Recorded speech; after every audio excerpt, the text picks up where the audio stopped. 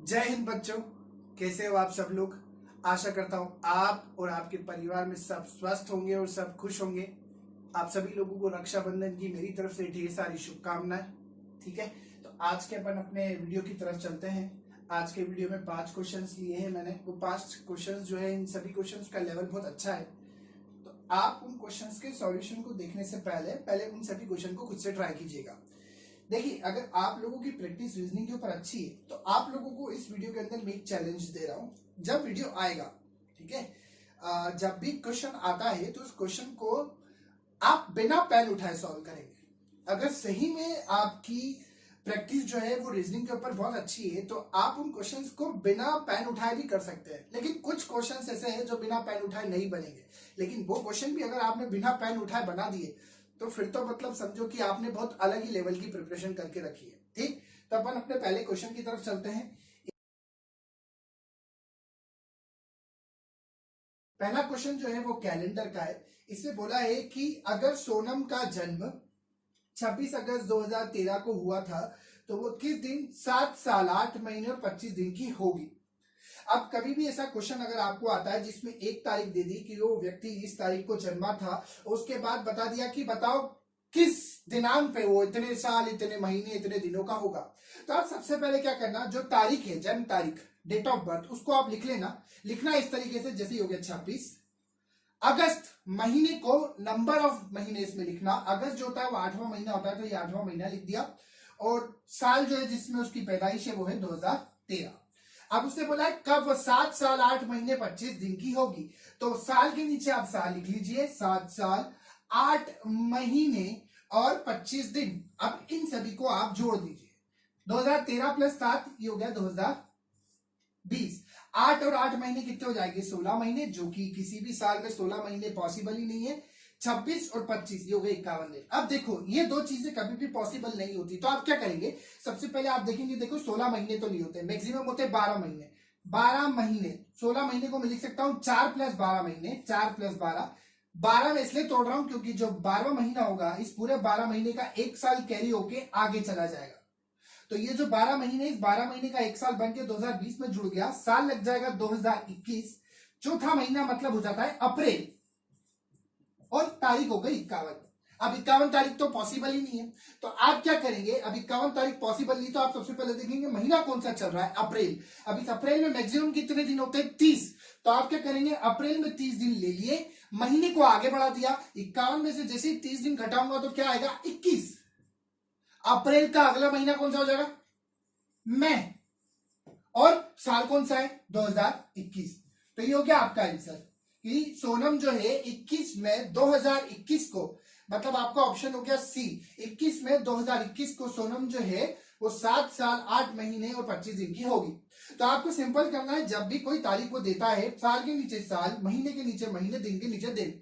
महीने 12 से कम होते तो ऑब्वियसली बात है, 11 होते तो सीधा मैं लिख देता नवंबर, 12 होते तो दिसंबर। लेकिन महीने 12 से ऊपर जब भी जाएंगे, 13 जाएंगे तो मैं 12वां महीने का एक साल आगे बढ़ा दूंगा, बचेगा एक महीना, मतलब जनवरी।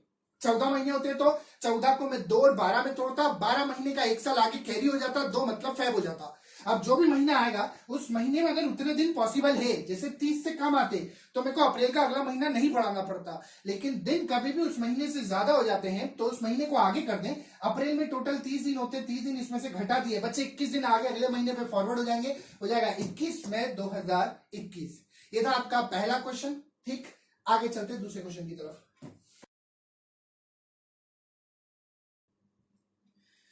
देखो अगले क्वेश्चन की तरफ चलते हैं।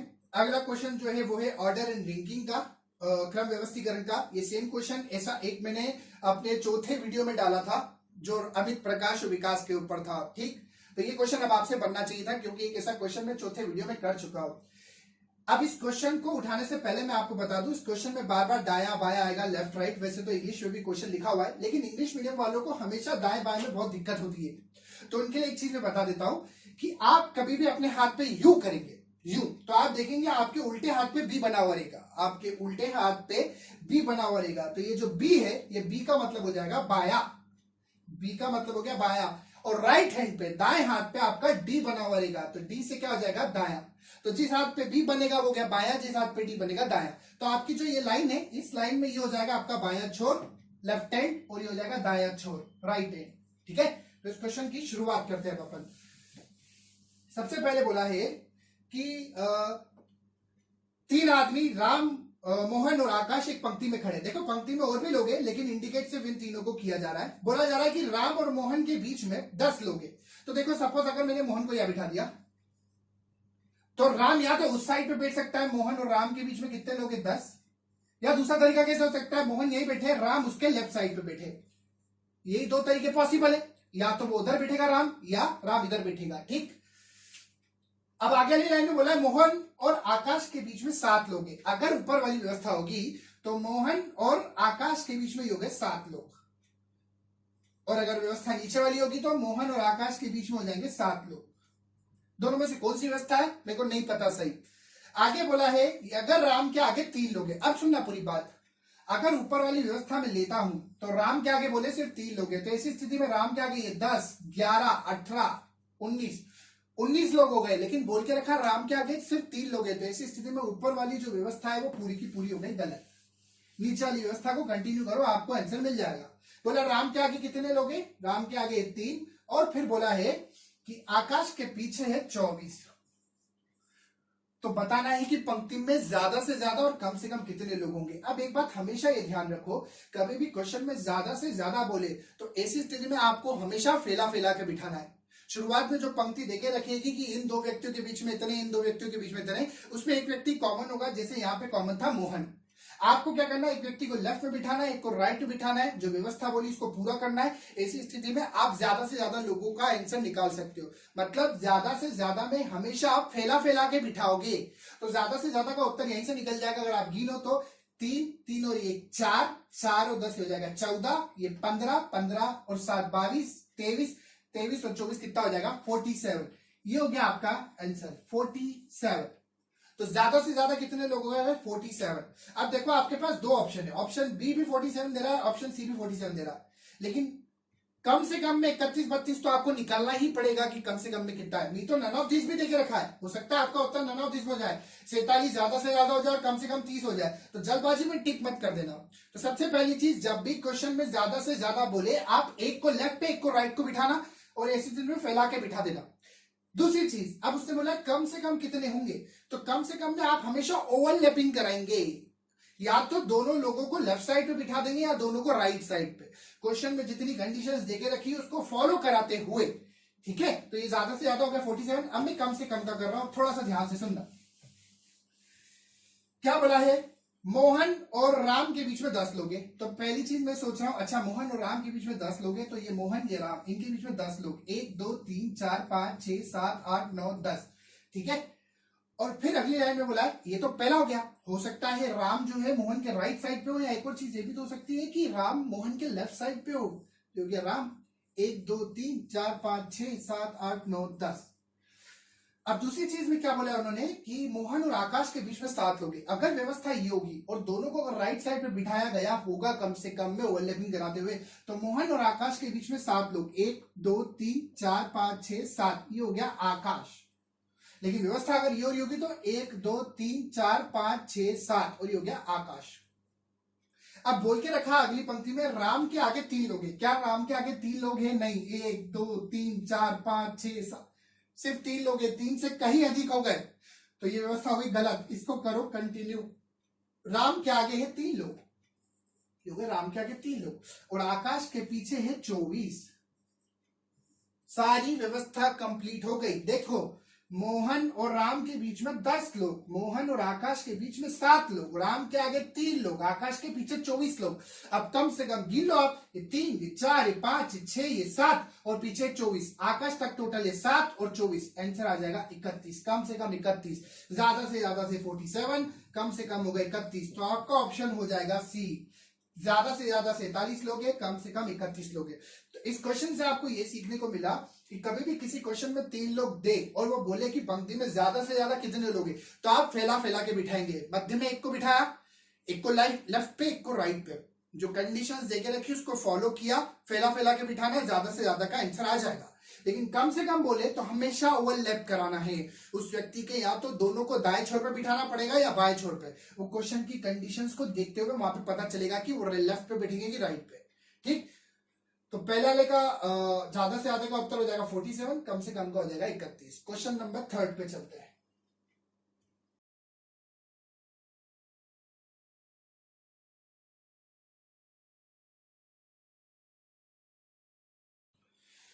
अगला क्वेश्चन है आपका श्रृंखला का। तो आपको दिख रहा है कि श्रृंखला बढ़ती हुई श्रृंखला है, तो यहाँ तो ये प्लस पे होगी या तो ये इंटू पे होगी। पहली चीज तो ये दिख रहा है कि आपको अंतर जो है बहुत ज्यादा हो जा रहा है। पहला नंबर 1 है और आखिरी नंबर 1705 है, तो इंटू करते हुए तो बन रही है ये सीरीज।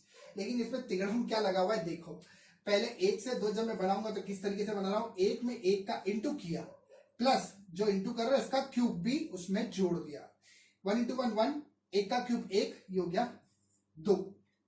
सेम यहाँ पे 2 में 2 का इंटू किया, प्लस 2 का क्यूब जोड़ दिया, 2 इंटू 2 4, प्लस 2 का क्यूब 8, कितना हो गया 12।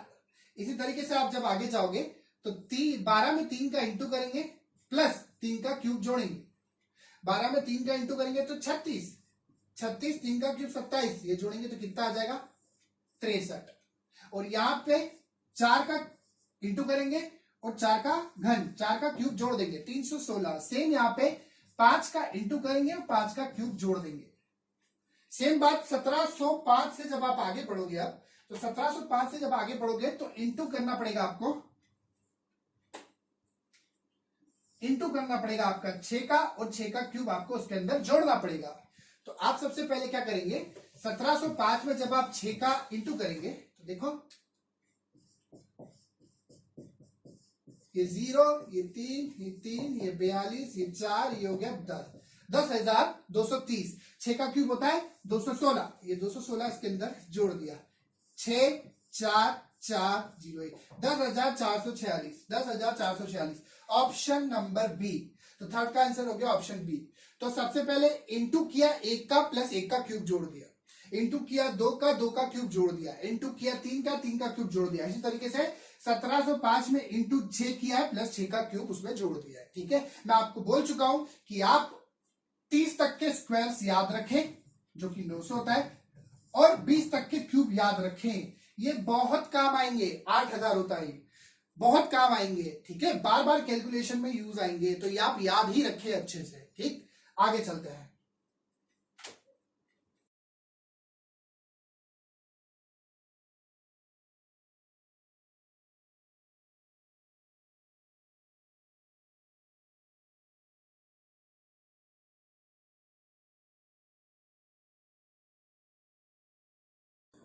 तो अगला क्वेश्चन जो है वो है अपना सिलोजिज्म का, न्याय निबंध का। उसमें ये बोल रहा है सबसे पहले कथन में कि सभी ए बी है, ए का पूरा हिस्सा आपने बना दिया बी के अंदर। ठीक है, ए का कोई भी हिस्सा बी के बाहर नहीं जाना चाहिए। दूसरे कथन में बोला है सभी सी बी है और सी आर बी, तो सी का पूरा हिस्सा भी बी के अंदर ही आएगा। लेकिन एक बात आप ये ध्यान रखना कि सी का पूरा हिस्सा जब आप बी के अंदर बना रहे हैं तो ऐसी स्थिति में ए और सी के बीच में कोई भी मेल नहीं होना चाहिए, कोई भी ओवरलैपिंग नहीं होनी चाहिए, क्योंकि ए और सी का डायरेक्ट रिलेशन स्टेटमेंट में नहीं देके रखा है। ए और सी दोनों बी के अंदर है, लेकिन दोनों दूर दूर रहेंगे, कोई भी ओवरलैपिंग नहीं होगी। तीसरा कथन कुछ सी डी है, इसको थोड़ा ध्यान से सुनना। जब कभी भी आपका एक सर्कल पहले से किसी सर्कल के अंदर हो और अंदर वाले सर्कल का कुछ हिस्सा सम पार्ट किसी और के साथ कॉमन हो रहा हो, तो आप उसको ये गलती मत कर देना कि अच्छा कुछ सी डी है, सम सी आर डी। ना ना, इस तरीके से कभी मत बनाना। सी का कुछ हिस्सा जो है डी है, तो सी का कुछ हिस्सा आपने बना दिया डी में, बाकी डी का हिस्सा बी के पूरा बाहर जाएगा, क्योंकि कथन में ये नहीं बोल के रखा है कि डी पूरा की पूरा बी के अंदर है। तो आप सी का कुछ हिस्सा डी में लेंगे, बाकी डी पूरा की पूरा आपका हो जाएगा बाहर। ये बन गया। और अगले में बोला है कोई डी ई नहीं है, तो डी का कोई भी हिस्सा ई नहीं होगा, तो डी का कोई भी हिस्सा ई नहीं है। और लास्ट में बोला है सभी ई एफ है और ई आर एफ, तो ई का पूरा हिस्सा हो जाएगा एफ के अंदर, लेकिन एफ का संबंध और किसी से नहीं देके रखा है, तो मैं एफ को बाकी गोलों से दूर रखूंगा। ठीक, निष्कर्ष पहला है कोई ए ई नहीं है, नो ए इज ई, तो पहला जो निष्कर्ष होगा वो हो जाएगा गलत। कोई ए ई नहीं है, नो ए इज ई। इसका कारण सुनना, सिलोजिज्म की लैंग्वेज में दो सर्कल यदि दूर होते हैं तो दूर होने का मतलब ये नहीं होता है कि उनके बीच में नहीं का संबंध है। जैसे कि ए और ई ये दोनों दूर दूर है, तो मैं ये नहीं बोल सकता कि कोई ए ई नहीं है, ये सही हो जाएगा, no A is E is right, नहीं। दो चीजें यदि सिलोजिज्म में दो गोले दूर दूर है तो ऐसी स्थिति में ए और ई का कोई भी संबंध आपको डायरेक्ट नहीं देके रखा और ए के ई के बीच में जो भी चीजें बोली जाएगी निष्कर्ष के रूप में सब गलत हो जाएगी। जैसे कि मैं बोलूं कोई ए ई नहीं है, गलत। कुछ ए ई नहीं है, गलत। कुछ ए ई है, सम ए आर ई, गलत। ऑल ए आर ई, सभी ए ई है, गलत। तो ए और ई दोनों दूर दूर है, डायरेक्ट रिलेशन कुछ भी देके नहीं रखा है, तो स्पष्ट निष्कर्ष एग्जैक्ट कंक्लूजन बताना गलत होगा। तो ऐसी स्थिति में कोई ए ई नहीं है, दोनों दूर दूर है, इसका मतलब ये नहीं कि इनके बीच में नहीं का संबंध है। तो ये पहला वाला हो गया गलत। ए और ई लिख दिया क्योंकि मैं बाद में इधर और संभाव हो अपनी यहां भी चेक करूंगा। दूसरा कुछ ए डी है, ये स्पष्ट बोल रहा है कुछ ए डी है। ये रहा ए का गोला, ये रहा डी का गोला, दोनों दूर दूर है, दोनों के बीच में कोई ओवरलैपिंग नहीं है, तो ये भी मेरे को स्पष्ट दिख रहा है गलत है, ए और डी, ये लिख दिया ए और डी।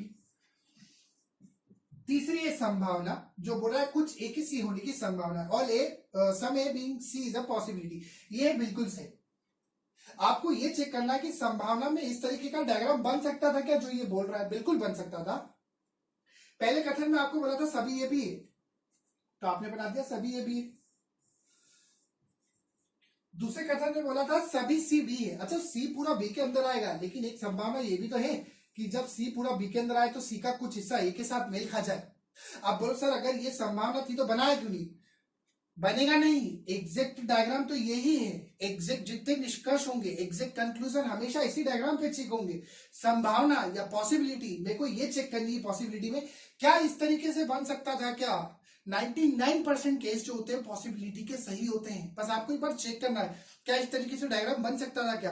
और आपकी अगर प्रैक्टिस अच्छी हो जाएगी तो डायग्राम साइड में बनाने की जरूरत भी नहीं, आपको दिख जाएगा हाँ ये संभावना है, ए की कुछ सी होने की संभावना, पूरे सी की होने की संभावना, पूरे ए की सी होने की भी संभावना है, तो तीसरा वाला हो जाएगा सही।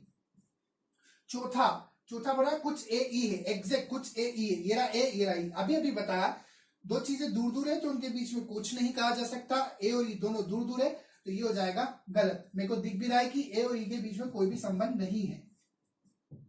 पांचवा कुछ भी ई नहीं है, बी का कुछ हिस्सा ई नहीं है, ये हो जाएगा सही।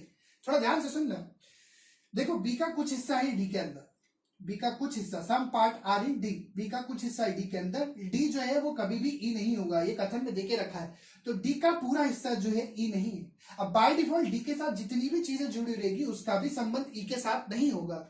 डी के साथ कितनी चीजें जुड़ी हुई है, बी का कुछ हिस्सा, तो बी का कुछ हिस्सा डी के अंदर है, डी पूरा ई नहीं होगा, तो कुछ बी ई नहीं है, ये भी सही होगा क्योंकि बी का कुछ पार्ट जो है वो डी के अंदर है, डी पूरा ई नहीं है, तो बी का कुछ हिस्सा ई नहीं है, ये हो गया सही। ठीक है, ये हो गया सही। अब आप आपका उत्तर देखेंगे तो आपको दिख रहा है सिर्फ तीसरा और पांचवा सही ऑप्शन आपको मिलेगा ए, उस पर टिक मत कर देना जल्दबाजी में। एक बात हमेशा ध्यान रखना, कथन और निष्कर्ष में आपको हमेशा दो से अधिक या दो से अधिक निष्कर्ष गलत मिलते हैं, दो या दो से अधिक कंक्लूजन गलत मिलते हैं, तो आप हमेशा उनमें या चेक करेंगे, इधर और चेक जरूर करेंगे। इधर और चेक करने की टोटल 3 कंडीशंस होती है। पहली कंडीशन आपके पास दो या दो से अधिक निष्कर्ष गलत होने चाहिए, 2 और more than 2 conclusion must be wrong. मेरे पास तो यहाँ पे 3 गलत है, तो पहली शर्त तो मेरी पूरी हो रही है। अब या उसी में लगेगा जिसके अंदर अल्फाबेट सेम होंगे, अल्फाबेट या तत्व एलिमेंट, जैसे पंखा pencil, scooter sharpener, A B. तो यहाँ पे मैं देखूंगा ए से क्या 2 निष्कर्ष है, 2 कंक्लूजन है जिसपे अल्फाबेट सेम है, ए डी नहीं, ए डी नहीं, ए बिल्कुल। तो इन दोनों में मेरी 2 शर्तें तो पूरी हो गई। पहली शर्त दोनों गलत है, दूसरी शर्त दोनों के अल्फाबेट भी सेम है, तीसरी शर्त एक पॉजिटिव होना चाहिए, एक नेगेटिव होना चाहिए, एक सकारात्मक होना चाहिए, उसमें एक नकारात्मक होना चाहिए। ये बोल रहा है कि no A is E, no नहीं बोल रहा है, ये तो ये हो गया नेगेटिव, और ये बोल रहा है कुछ ए ई है, सम ए आर, ये हो गया पॉजिटिव। तीनों शर्तें पूरी, आप लिख लेना। ये पहली शर्त होती है व्यक्तिगत रूप से दोनों निष्कर्ष गलत होने चाहिए, जो गलत है उसी में ही यहाँ चेक करोगे, सही वाले में कभी भी यहाँ चेक मत करना। ठीक, तो व्यक्तिगत रूप से दोनों निष्कर्ष गलत होने चाहिए, individually both the conclusion must be wrong. दूसरा, उन दोनों गलत निष्कर्षों के अंदर तत्व अल्फाबेट अक्षर सेम होने चाहिए, द एलिमेंट्स और alphabet must be same in both this conclusion, ये होगी दूसरी शर्त। तीसरी शर्त, one conclusion must be positive and another must be negative. एक सकारात्मक होना चाहिए और एक नकारात्मक होना चाहिए। ये नेगेटिव ये पॉजिटिव बिल्कुल तीनों शर्तें पूरी होगी, इसके अंदर लग जाएगा यहाँ। तो आपका आंसर हुआ तीसरा, पांचवा स्पष्ट सही है, और करके पहला या चौथा। तो आपका ऑप्शन आप देखेंगे, ऑप्शन जो है बी, ऑप्शन बी आपका करेक्ट हो गया। तीसरा पांचवा स्पष्ट सही, आइदर फर्स्ट और फोर्थ कंक्लूजन आर करेक्ट। ठीक है, यह आपका हो गया। वापस बोल रहा हूं कि आप हमेशा गलत निष्कर्षों के अंदर हमेशा याद चेक करना, जल्दबाजी ये मत करना कि स्पष्ट रूप से जो दिख रहे हैं उसी को पहला उत्तर मान के आप आपके ऑप्शन देख के सही कर दो, क्योंकि पहले रूप में आप देखेंगे तो तीसरा और पांचवा सही है सिर्फ, जो कि आपको ऑप्शन ए में दिख रहा है। तो ये गलती मत कर देना। ठीक, चलते अगले क्वेश्चन की तरफ।